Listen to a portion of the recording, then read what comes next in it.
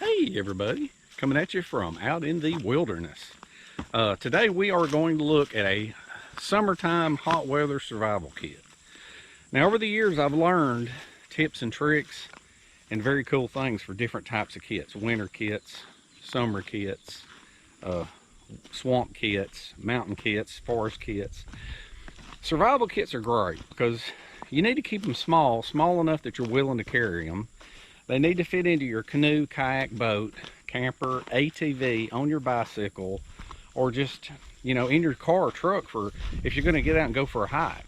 But anyway, I've been thinking about everything I've learned over the years, and I've compiled all the neat little tips and tricks for a summertime hot weather survival kit. Now, I want y'all to comment at the end of the video if you learned something, because I guarantee you, and it's hard to give somebody a guarantee, but I guarantee you there are some things in this kit that you don't know and you haven't seen and has never been shown on YouTube and has never been talked about in any survival book.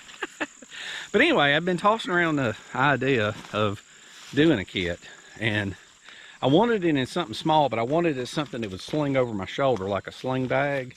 And so that's where the new Hidden Woodsmen M55 Haversack comes in.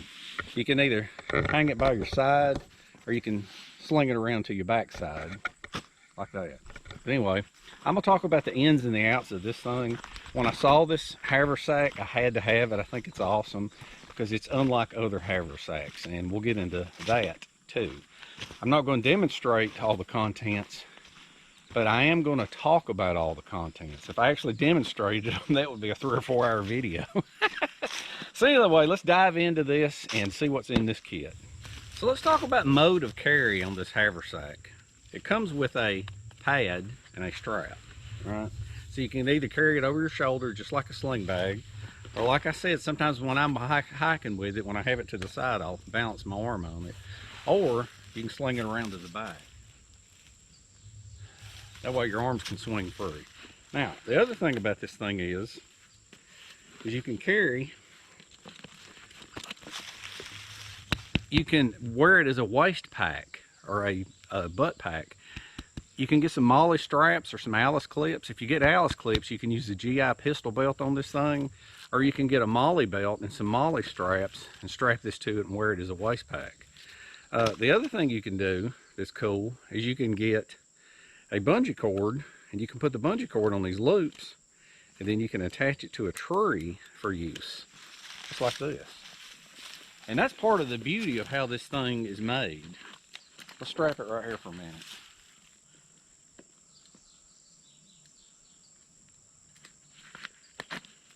All right, just like that. Now, I'm going to show you something, one of the neat features of this thing. This is what separates this haversack from other haversacks. Most of them have one giant compartment where everything gets lost in them, but this has 3 compartments. And now I sew a lot. People that know me and know my channel know I sew. And that's why the Hidden Woodsman, his stuff amazes me, because I could never reproduce this kind of quality, and I can't come up with these designs. But it's got a Fastex buckle.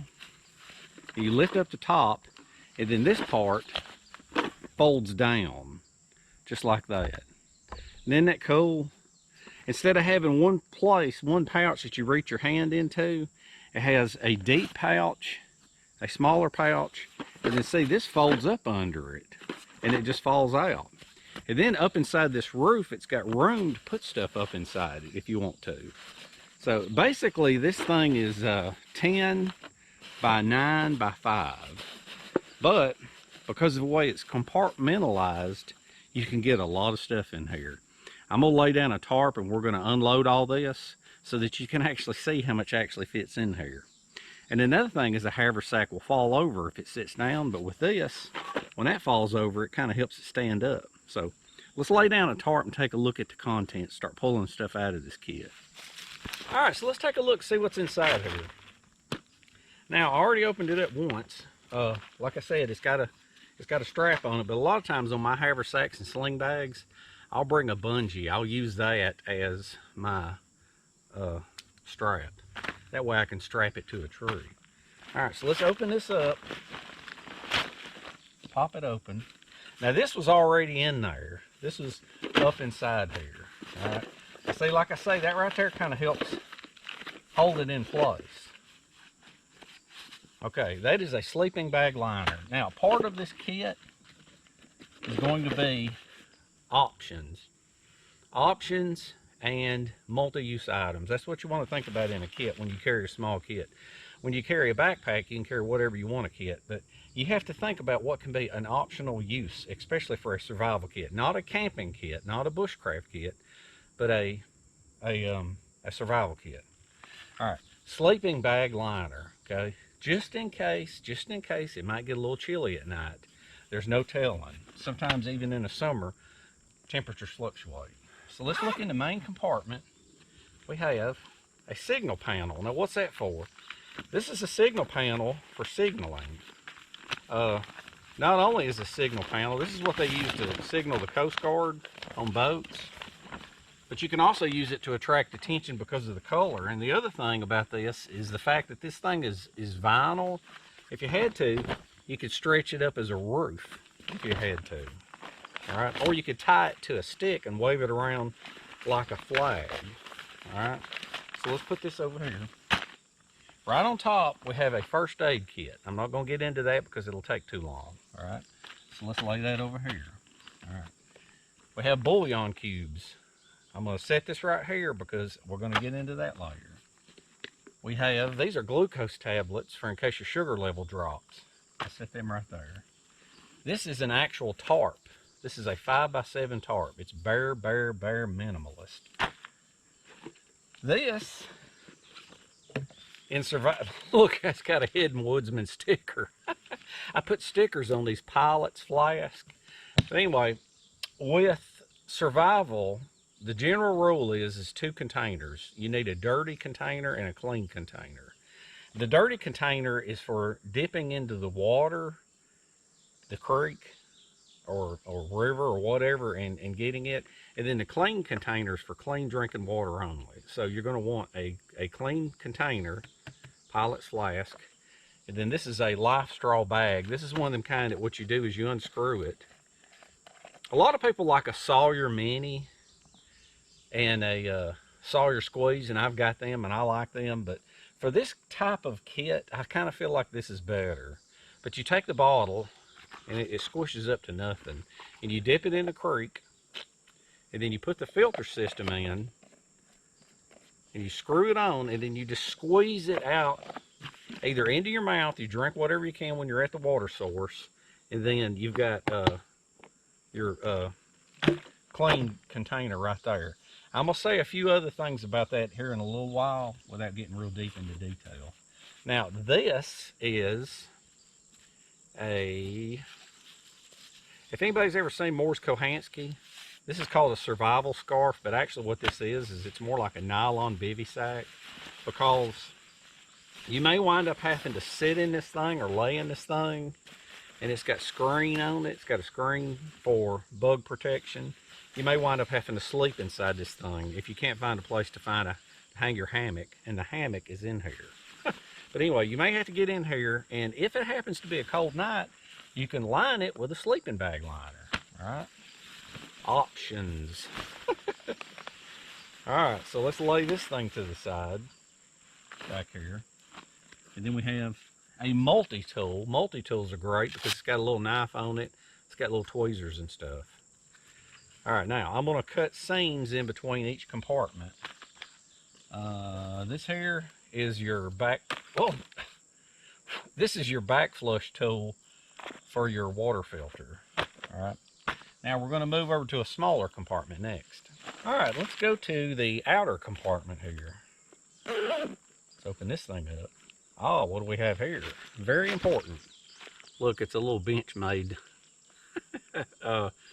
stuff sack for a knife. Now, what is the deal with hot weather and summertime? Dehydration and bugs. Lots of bugs and heat and humidity. So one of the things that you have to have is a bug net to keep the bugs from driving you crazy, because you saw how little space this thing took up. Well, could you imagine bug spray And the thing is if you have bug spray and you're spraying it all over your face, you're going to sweat, it's going to get into your eyes, and it's just going to be bad. And then the other thing about this thing is, this has a hole in the top and a hole in the bottom, because if you have a boonie type hat, this thing, which is even better for this type of situation, because the brim will hold this net out. But this thing, so it's got a hole in the top and it's got a hole in the bottom to go over a boonie hat. But now the other thing about this, what I do is, if you're just like wearing a do-rag like this, you can carry, this is like a woman's ponytail holder. And what I'll do is I'll take that and wrap it around a few times, and it'll hold that secure. Now the other thing about this thing is multi-use items. Remember what I said, have options. If you run really sediment rich, muddy, filthy, dirty water through this thing, it's going to get clogged up quick. So if you have to, you could use this to pre-filter your water. All right, so that's that. Now this, these are hydration electrolytes. That's what they are, because you got to think about something. Let me grab my notes real quick. I got them in my, I didn't want to try to remember all this, so I wrote it down. Now this in itself could be a video in itself. If you drink a whole bunch of water, okay, it's going to flush away your electrolytes. Now your electrolytes are basically sodium, chloride, potassium, magnesium, calcium, and your phosphates. And what they do is they regulate the levels in your blood plasma. They keep your pH range. You know, pH, everybody's pH balance between acid and alkaline. It keeps it normal. It enables muscle contractions, including your heartbeat. That's like, you might hear an EMT talk about their P levels being low. That's their potassium levels. It transmits the nerve signals between the heart and muscles. And this is one thing I didn't know about. It helps your blood to clot. I didn't know that. And there's also, you've heard of hypo and hyper, like hypothermia and hyperthermia. One's low, one's high. Well, low is hypo, not hyper. Hyper is elevated. Well, if you're low on sodium, that's hyponatremia. I knew that. If you're low on potassium, it's hypokalemia. And all these others have different hypos for conditions if those are messed up. And so what you want to do is you want to have some of these little electrolyte sport drinks in here. You can have the bouillon cubes, but they're pretty high in salt. These only got about 10 calories each, but sometimes you don't want a hot drink. So more on that in a minute. Now you got to have a compass so that you can find your way out. Let me open this thing up. And preferably one with a siding mirror. So that not only can you use it as a siding compass, but if you have to dig something out of your eye, you've also got a spare mirror. But you should have a signal mirror. You need at least 3 flashlights. Now, preferably, I don't know if y'all can hear them owls or not, but they're a hooting. It's nice to have these little bitty lights right here. I'm gonna blind the camera for a second. But a requirement for one of the lights is, okay, that's a high beam, I think. That's a blinking beam, that's it. But one of the requirements is it should have a blinking beam for signaling, like if search and rescue is looking for you at night. And then of course it's got LED right there, all right? So you should carry 3 little tiny flashlights, all right? Now, this is a hammock, okay? This is a net hammock. A lot of people complain. They call those jungle style Vietnam hammocks because it's the net kind. This thing is a hammock with the rope that you can tie to the trees. Now, no, it ain't comfortable. It's not comfortable at all, but I have to make a point with this, and I have to go get something out of my other bag. All right, just hold on a minute. Stick with me. Before y'all go nuts on this hammock, hold your comments for just a minute. Let me make my point, all right? Your average hammock camper is never going to use this. They're never going to use a net hammock with rope to tie to a tree. They're going to use a really big, nice nylon hammock, extra long, maybe 11 or 12 feet. And then they're going to have straps to strap it to a tree, all right? And then on top of that, they're going to have a healthy tarp, which is going to be I don't know, a lot of them like a 10 by 12 or a 12 by 12. But you got to think about something. What I'm holding in my hand, look at the size of this. This is half the haversack. You can't do this in a survival kit. Think a minute, okay? Bear with me. This, what you're looking at, is camping. You cannot carry this amount of stuff in a survival kit. That's why you have this. And another thing too, if you have trees available, use this, all right? You can either put the tarp overhead. If it ain't big enough, you can use this survival signal, this signal flag overhead. You could also use you could crawl into this if the bugs are bothering you, and you could sleep inside this thing. If it got cold, you could use this. You could either crawl in this, or you could hang it underneath this as like an under insulation. Okay, so like I said, have options. You can either sleep on the ground or sleep on the trees. Now think about that a minute. Trees might not always be available. I love a hammock in hot weather, but it might not always be there. Okay, now let's finish up the bottom compartment here. We have a 10. Now, what good is a 10? All right, a 10 has lots of good uses. Oh, the one thing I didn't have in here is energy bars. It's good to have that in there. But anyway, if you have a metal 10, you can have objects in here that won't, not to get crushed. But anyway, you'll have water purification tablets. Look, options. And then you'll also have in here another flashlight, okay, a ferro rod, a couple of little safety pins for digging out splinters, and then you have a super, super loud whistle, signaling device, okay? And then inside here, you got you a couple of cotton balls, and there's a couple more bouillon cubes, and then there's a tea candle in there, and then there's a little cup. Now this may be overkill, but the thing is, what if this gets smashed or lost or broken? It doesn't work. What if you lose your canteen? What if your tablets run out? What if this thing gets clogged up? What if? You're thinking about options. So if you have to, just this amount of water, you can go for 3 days without water, but then your organs start shutting down. Remember, this is survival, it's not camping. It helps to have a little cup like this. If you have to, it's so hot outside, you don't want to have a fire, you can take a tea candle, if you can have a tea candle underneath it, to warm that water up enough to purify it to drink it. All right. Now, and then of course you got a lighter on top of the ferro rod that was in there. Now, here's the disgusting part. What if you run out of energy bars? What if you're past 3 or 4 days and you're just starving to death, and you have to make a little soup, and you fill this up with worms and ants and dead bees and dandelions and all that kind of stuff? Well, what you do then is you got your bouillon cubes over here for your salts to help replenish, your electrolytes, especially if you've used these all up. But what you can do is, if you put all the bugs and the worms and all this stuff in here, if you try to eat that or drink that soup or that stew, you're probably going to throw up. And so that's why you need some extra chicken bouillon cubes. Put them in, and it makes this just a little bit more tolerable. All right, just a little advice from Dave. You can make you 2 stews here. You can have your worm stew and your dandelion stew. All right, let's go to the final compartment. We're ready for the third compartment. Now, the third compartment is what I call the Compartment of Knowledge, because there's 2 things in here that I don't think you've ever seen.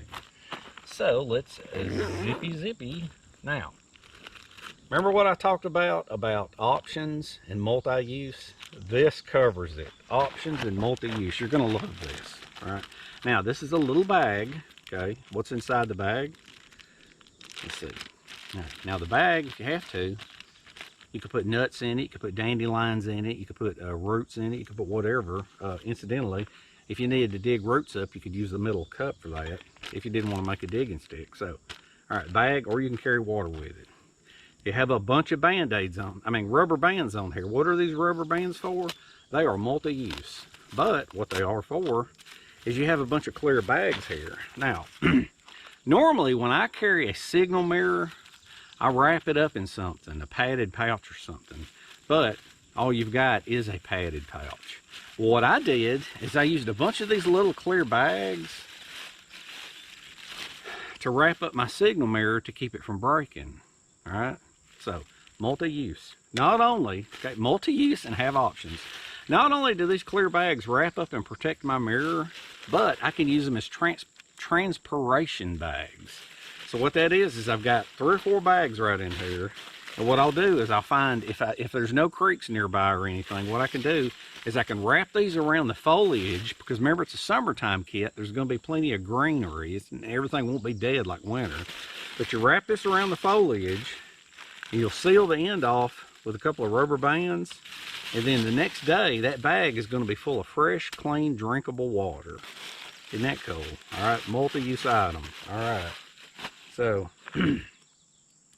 if you haven't heard of transpiration bags or the process, look it up.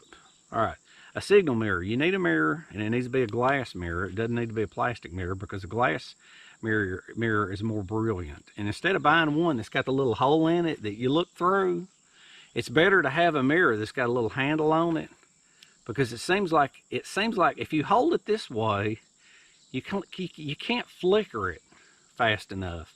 But it's like if you hold it like this, you can roll it between your thumb like that. All right. Now, if you want to wrap this thing, some people wrap theirs in orange tape so that they can find it if they drop it. But what I do is I wrap it in a metallized tape. All right. This stuff's hard to find. You can get it on Amazon. But anyway, the reason for this is you signal somebody, okay? If you happen to drop it and it lands upside down, it's got a reflective surface, you'll see it, but that's not the number one reason. The number one reason is if you take a flashlight, okay, if you take a flashlight and you shine it towards something, you're going to get a beam. If you aim it to this, it's going to direct a beam off of it.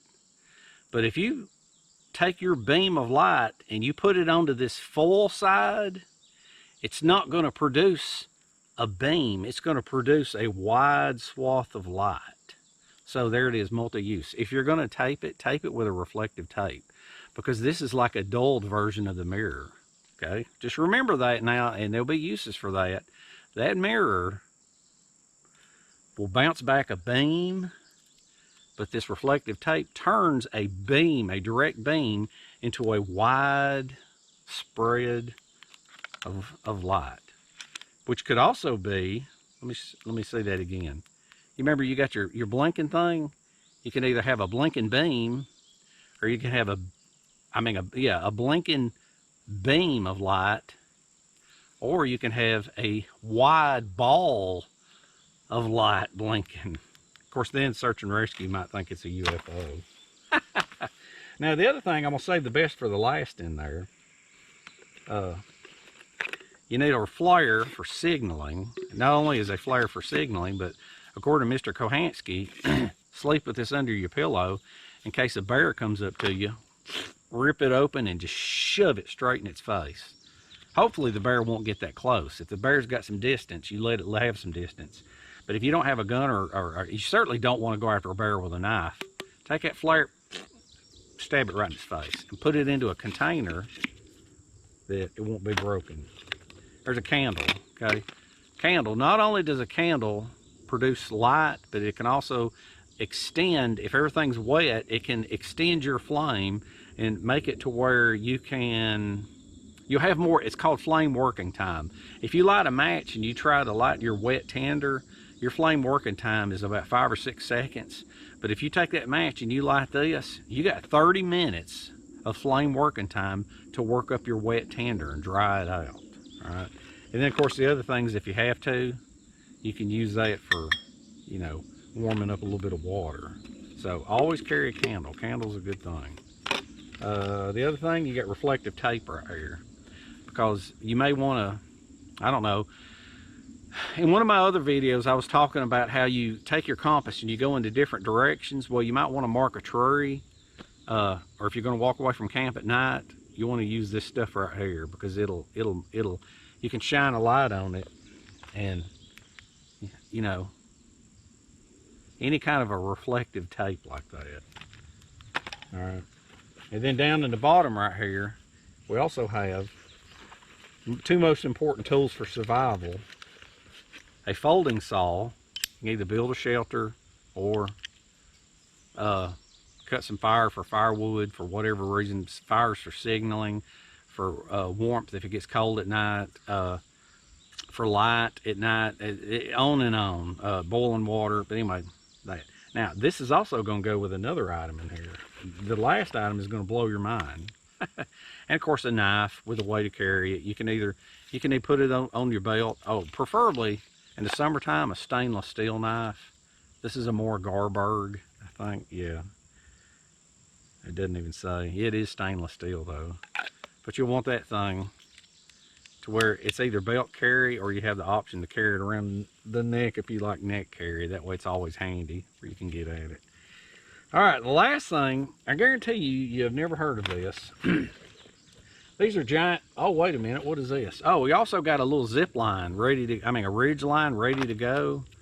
It's got these special type of carabiners that you can pull and lock. You can either pull them through or, let's see, how's that thing work? Oh, you go up and around, I think. Wait a minute, how does this thing work? Oh, I done forgot. Oh, here it is. This one, I'd forgot how it works. This thing pulls this way, but if you pull this way, you can lift it up and slide it, or you can pop it into place. You'll slide that way, but if you pull this way, it locks. Now, these are made by Night Eyes. Yeah, Night Eyes. Those are handy. That's a ridge line for if you want to hang this tarp up. This is a 5x7 tarp. It's a very, very small tarp. Like I said, a lot of people when they're camping, they like a bigger tarp, but this ain't a camping kit. This is a survival kit. Now, what these are giant rubber bands, and you keep them together with rubber bands. Now, what they are, a lot of people don't know about these things. I got 4 of them, and what they are is they're big rubber bands, and you can either use them. Well, what they're meant for is moving companies use these for, like if you're moving Chester drawers or something, you put these around the drawers or a desk to keep the drawers from flying open. Or if you put a moving blanket over like a chair or something to keep it from flying off or moving around, you'll stretch this around it. If you got stacks of boxes on a dolly, you'll put 2 of these things on. But anyway, these things are great because you can use them for almost anything. And I'm going to show you one other thing right here about, let's see, if you've got a tarp, you can, well, there ain't no rocks here handy, but what you can do is you can turn this thing into a lark's head. You flip it over like that and pull it around like that. And then the end of your tarp, you put a ball in there. Let's say that my fist is a rock. And then you'll put this around it like that. And then you'll pull it tight. And see, that will hold your tarp up if you don't have a ridge line. Or, well, you use that one ridge line, and this will be your guy lines. And if the wind blows, this will give instead of ripping your tarp. All right, that would be this. I'm not going to pull this out. That right there was the bivy sack. Now, the other thing about this thing, too, is like, say, if you sprain your arm, you just throw it around, put that on there, and you can carry your arm around. And this is also good. I'm going to show you another trick with these things. Now, I can't believe more survival experts haven't touted the uses of these things. The other thing is you can take this and you can use it for a snare, or you can hook it up. You can use it, rig up a slingshot of some kind because of the elasticity of it. You could use this as a spear shooter, you know. And if you've got a fishing kit, you can put a fish hook and a line on a branch and hang it over the side, and then you can make this spring loaded with a branch and a little trigger so that if the fish grabs the hook and tries to swim off, this thing's automatically going to jerk the branch up and pull the fish out of the water. It's like an automated fish device. Now, the most important use of these, I'm fixing to show you. This is a trick you're going to love, all right? All right, you medical people are going to love this. Now let's say you injure a knee, you injure an ankle, break a leg, whatever, okay? Now remember, this is a survival situation. Nobody's gonna come help you. You're gonna have to drag yourself out. All right, so let's say you got one bad leg. All right, what are you gonna do? You're gonna drag yourself over with your folding saw. You're gonna drag yourself over in pain, and you're gonna cut two saplings, green saplings. And what you're gonna do is you're gonna lay one of them down, and then you're gonna put your band on. Let's do this with a lark's head, and then pull it tight. All right, just like that. And then you're going to do this one just like this, and you're going to pull that tight. All right, so you got a stick with the bands on it. Let's go down a little bit. Now, you're going to lay in here in pain. You're screaming and hollering. You're in agony. You're going to lay this on the ground just like this with the bands underneath you. You're going to take another stick, and you're going to put it beside you, and you're going to come up. You're going to come up. You're going to go around. Oh, I'm in agony. This is killing me. Oh, you can also make a tourniquet out of this thing. And then you'll come around and see this loop. You're going to grab that stick. All right, so now I've got this part done. So now this is going to be the hard part. It's reaching down here to the bottom. And you're going to do this. Let's see. Wait a minute. I need to move the camera a little bit. Wait, let me just move up. All right. Hopefully you can see this. You're going to move up. All right. Now remember, this is laying under, so you're going to pull this around and pull this up. Oh, I'm in agony. And then you're going to stretch. This stick needs to come up. Stretch it around. All right, so there you go. Now, look at that.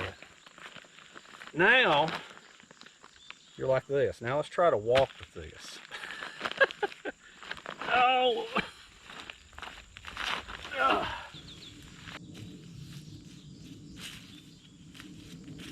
And see how I got my palms on here? Some people might use walking sticks, but I think it's better to put your palms right on here.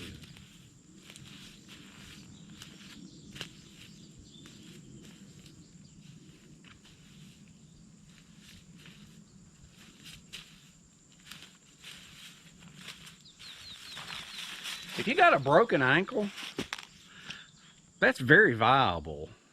I've heard of people before. This is a very, very, very rare trick. Nobody talks about it. Nobody uses it. But this thing right here, I have heard of a person that walked 3 miles with this method wearing a backpack. Now, their good leg is very wore out because they're like hobbling like, but it does work. So, see if we can go up the hill with it.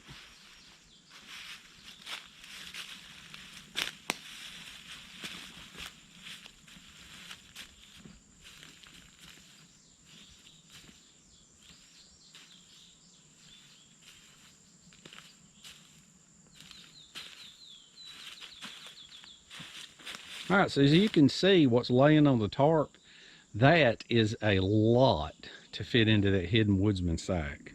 I mean, that is a lot. To me, that's about as complete a survival kit that you can carry with options and multi-use devices without going just straight onto a full-on backpack. The other thing I forgot to talk about was to carry these little clips. This is for putting up the netting of bug netting for a gazebo. These are the little plastic clips. They're super, super, super strong. Now, what you can do with those is once you use the lark's head with a rock to secure on one end of your tarp, the other end, when you go to tie around a tree, you can click this on, wrap around a tree, and then click that plastic piece on. And so you've got the strength of a little round clip without having to carry a bunch of carabiners. See, that'll be the tree, and this other end will be your tarp. So that's another use for that thing. Isn't that cool? So, hope you learned something. Hope you enjoyed it. Hope you learned a thing or two. Take it easy. Enjoy life. Always be prepared. And this thing's awesome. Hidden Woodsmen M55 Haversack. I love it. This thing is fantastic. And you can really get a lot of stuff in it. I think it's awesome. So take it easy, enjoy life, and we shall see you in the next one.